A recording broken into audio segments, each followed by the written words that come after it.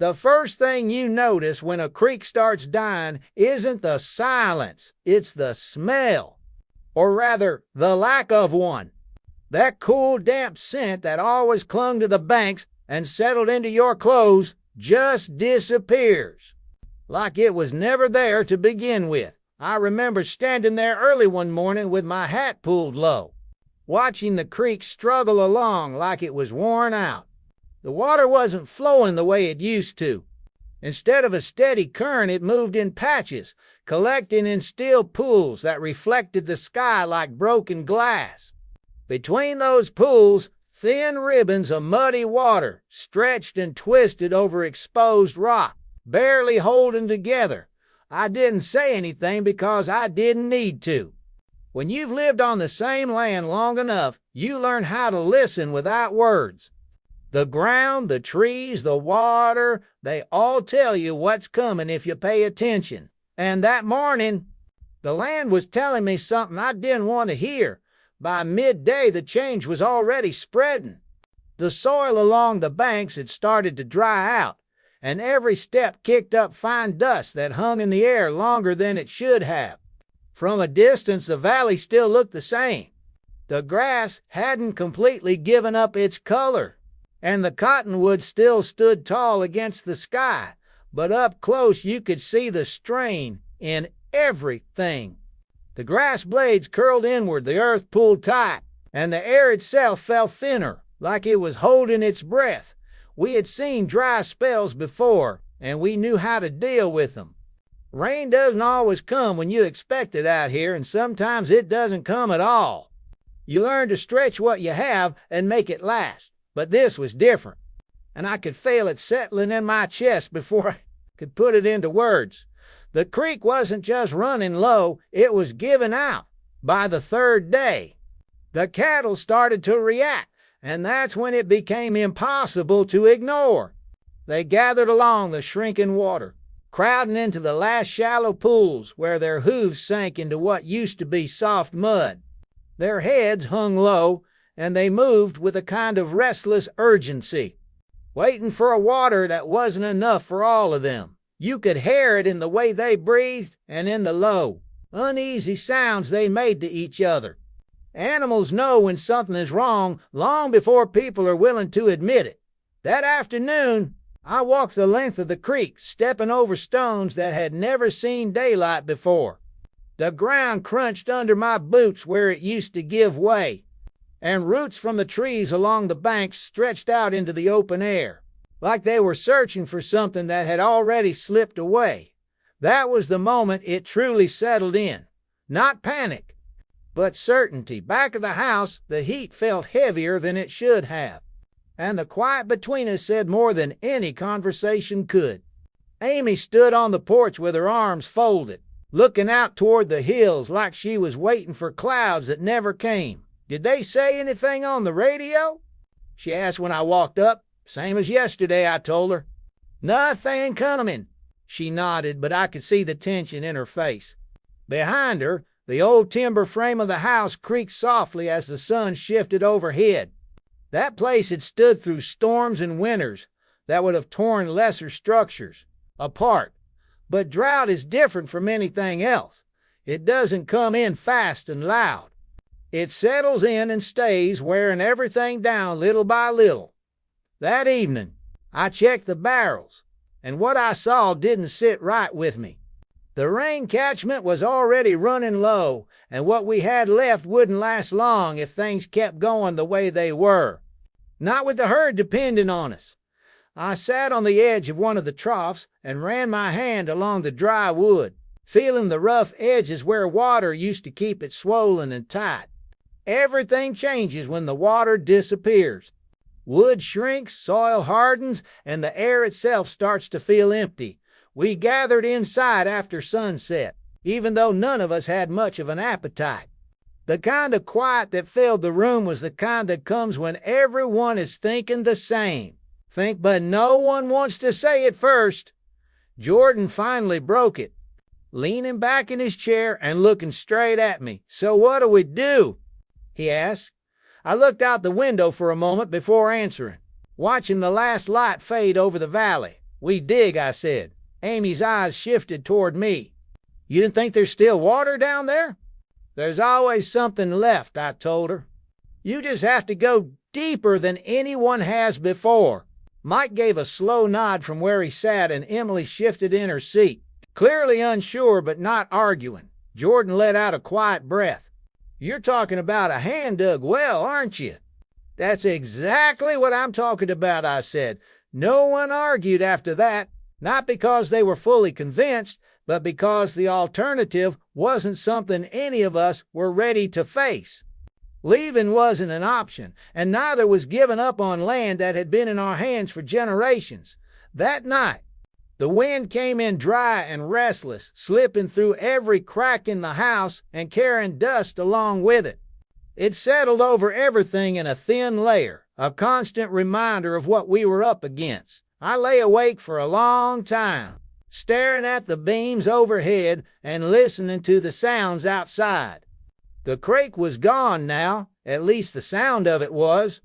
There were no frogs, no steady rush of water moving through the dark, just wind, and somewhere out in the valley, a single cow calling out, the sound long and hollow in a way that didn't sit right. Morning came early, and the heat was already building before the sun had fully risen. We didn't waste any time getting started. The spot we chose was uphill from where the creek used to run strongest, a place that had always held a little more moisture even in dry seasons.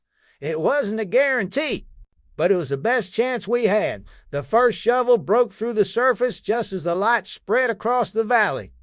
The top layer came up easy, dry, and brittle, but the soil underneath was darker, and that gave us just enough hope to keep going. We fell into a rhythm, working steadily as the hours passed. The kind of work that keeps your mind focused on the next movement instead of everything else pressing in around you. By midday, the hole had reached down to our waists, and the soil had started to change. It wasn't as loose anymore, and it clumped together instead of turning to dust. Amy crouched near the edge and watched closely as I drove the shovel down again. Feels different, she said. I nodded. Yeah, it does. You think it's moisture? Could be, I said, keeping my voice steady. Jordan wiped his face with his sleeve, leaving a streak of dirt behind.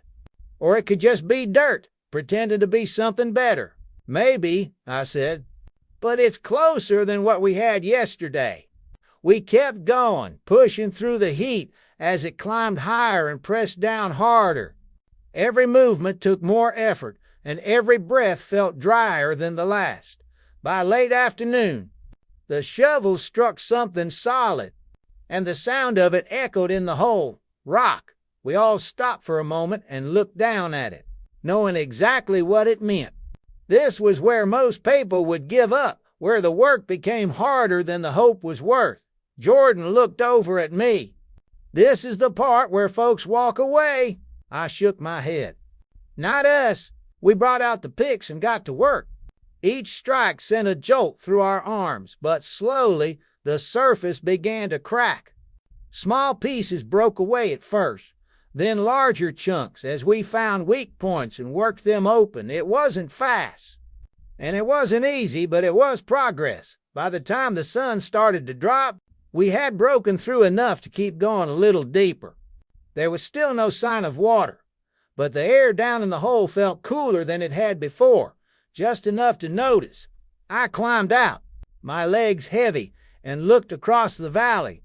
The creek had faded into a pale line cutting through the land, barely recognizable for what it used to be. Dust hung in the distance where the herd moved, restless and searching for something that wasn't there anymore. Amy stepped up beside me, her voice quieter now. You think this is going to be enough? She asked. I looked back at the hole, then out at everything that depended on it. It has to be, I said, because the truth was simple. There wasn't another plan, just the work in front of us, and the belief that somewhere beneath all that dry ground, the water was still there, waiting for us to reach it. By the second day of digging, the work had settled into our bones.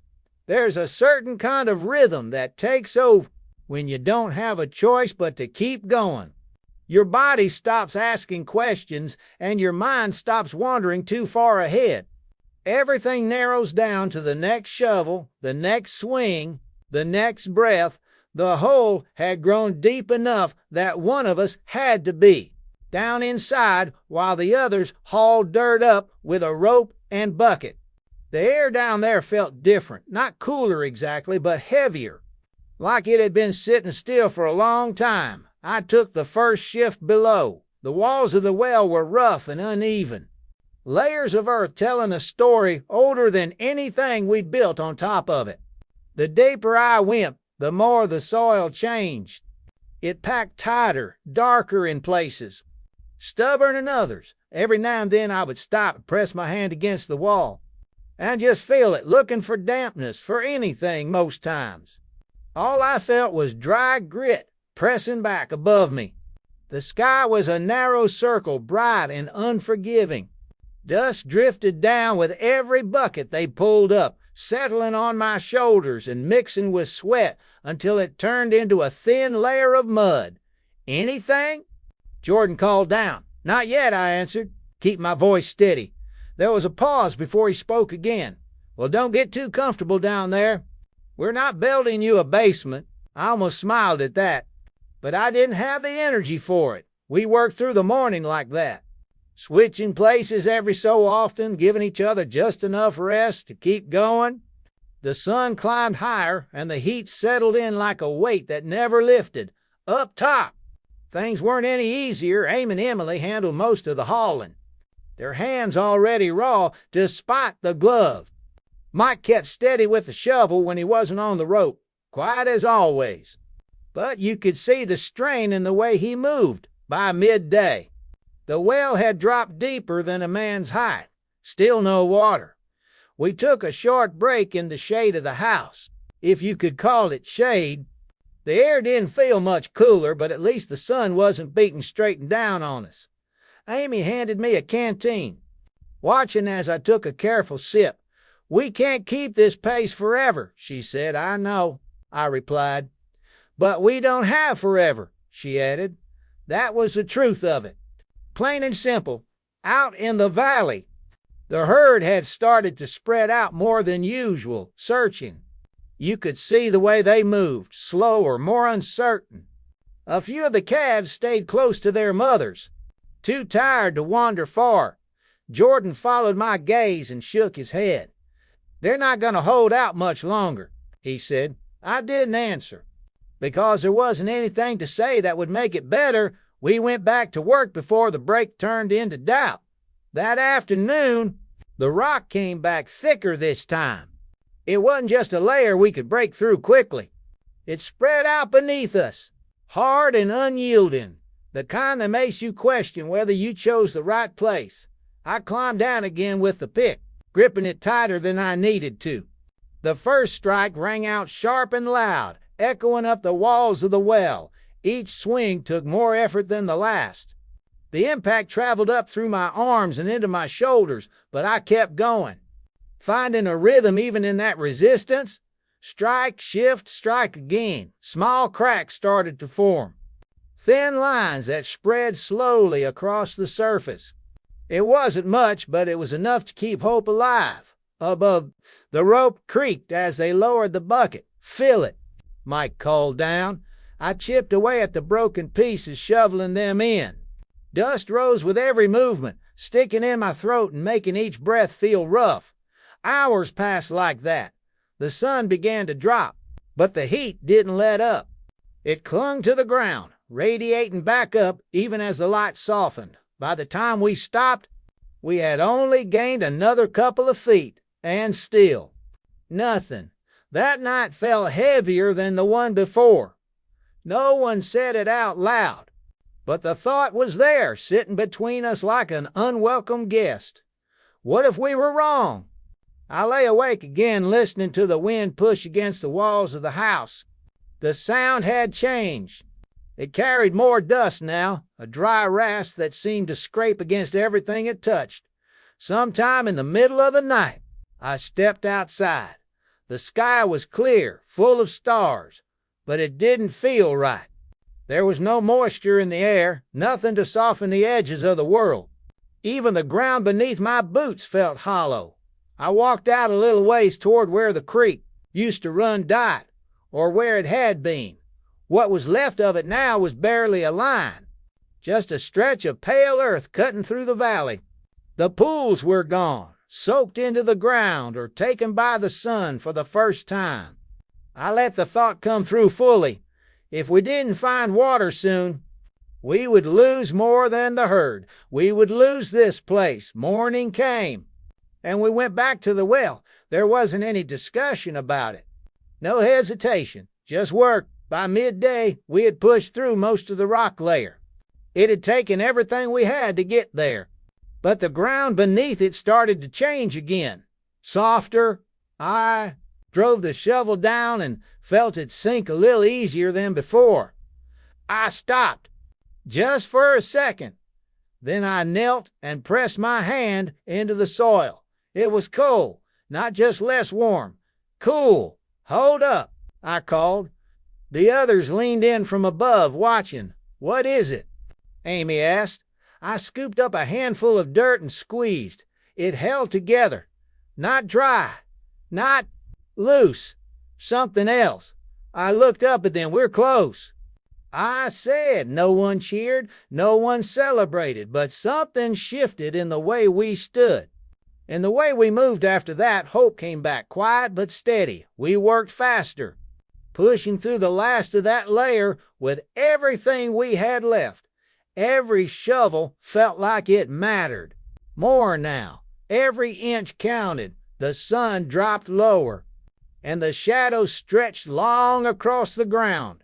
Then, just as the light started to fade, it happened. My shovel hit something that wasn't rock. It sank. Just a little. I froze. Then I drove it down again, this time when I pulled it back. The dirt clung differently, heavier, darker, and at the bottom of the hole, just for a moment, I saw it, a glisten, small, gone almost as soon as it appeared. Did you see that? I called it. See what? Jordan asked. I didn't answer right away. I just knelt there, staring at the ground. Then I dug again, and again the soil shifted. And this time there was no mistaking it. A thin sheen of moisture spread across the bottom. Not enough to collect, not enough to drink, but enough to prove one thing. We had found it. That first sign of water should have felt like victory, but it didn't. Not yet, because what we had found wasn't enough to save anything. It was a promise. Nothing more. The kind that can disappear just as quickly as it shows up. We kept digging. Careful now, working around the soft ground instead of tearing through it. The last thing we wanted was to collapse the sides or lose what little seep we had uncovered. By the next morning, a shallow layer of muddy water had begun to collect at the bottom. It wasn't clear, and it wasn't clean, but it was there. We took turns lowering buckets, bring it up slow and steady. Each one felt heavier than it should have, not because of the water itself, but because of what it meant the first time we poured it into the trough. The cattle didn't hesitate. They pushed in close, drinking fast, their movements desperate but controlled. You could hear it in the way they gulped it down, like they didn't trust it would. Last we rationed everything. Every bucket was measured. Every drop mattered. It was enough to keep them going, but just barely. Days passed like that. The well gave us something, but never enough to feel safe. The sun kept burning, the sky stayed clear, and the land held on to its dryness like it wasn't ready to let go. We worked constantly, deepening the well, reinforcing the sides, doing everything we could to keep it from caving. And the herd held on, so did we. But it felt like we were all waiting for the same thing, something bigger than what we could do with our own hands. Then one afternoon, something changed. It started with the wind, not the dry. Dusty kind we had gotten used to, but something cooler. It moved differently, carrying a scent that hadn't been there in weeks. I noticed it first while hauling a bucket. I stopped and lifted my head, breathing it in. Amy saw it in my face. "What is it?" she asked. I didn't answer right away. I just listened. Far off, beyond the hills, there was a sound. Low, distant, but unmistakable thunder. We all turned toward it at the same time. The sky to the west had darkened. Clouds building slow and heavy, rolling in like they had somewhere to be for a moment. None of us moved. Then Jordan let out a breath that almost sounded like a laugh. "About time," he said. We didn't stop working. But everything felt different after that. The air cooled, the light shifted, and as the clouds moved closer, the first drop hid the ground. It was small, barely enough to darken the dust, then another and another, until the sky finally opened. Rain came down hard, soaking into the earth, hitting the roof, the ground, the well, everything all at once. The dust that had hung in the air for days vanished in minutes. Driven down by the weight of it, we stepped out into it without thinking. No, one tried to take cover. There wasn't a single reason to. The water ran down my face, soaked through my shirt, and for the first time in weeks, the air felt alive again. Out in the valley, the cattle lifted their heads, turning toward the sky.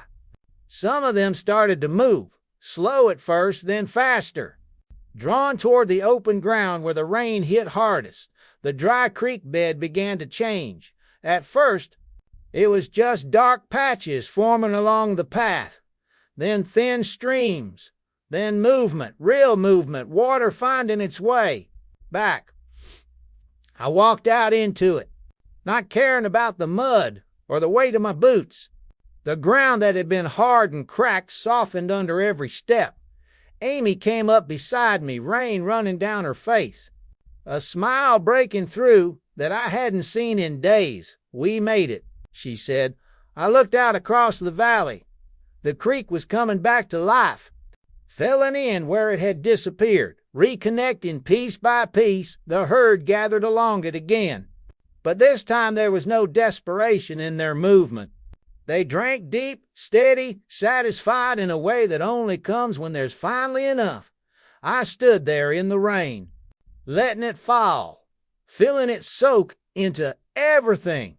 The land, the air, us, all that work, all that digging, all that waiting, it had carried us just far enough to meet this moment. We hadn't beaten the drought, but we had held on long enough for the sky to answer, and as the rain kept falling and the creek found its voice again, there was only one thing left to feel: relief.